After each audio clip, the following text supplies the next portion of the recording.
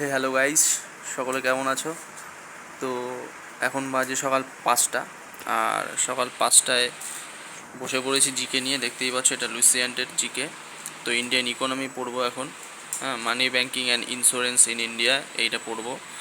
আর এরপর static GK পড়বো, geography পড়বো। তো আমি পাটে পাটে পড়ি।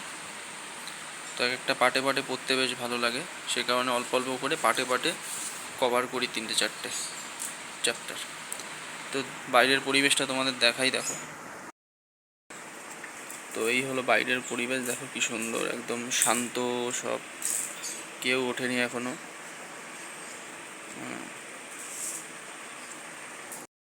তো বন্ধুরা, সকালের পরিবেশ, যারা যারা ভোরবেলা উঠে পড়ো, সকালবেলার পরিবেশটাই অন্যরকম।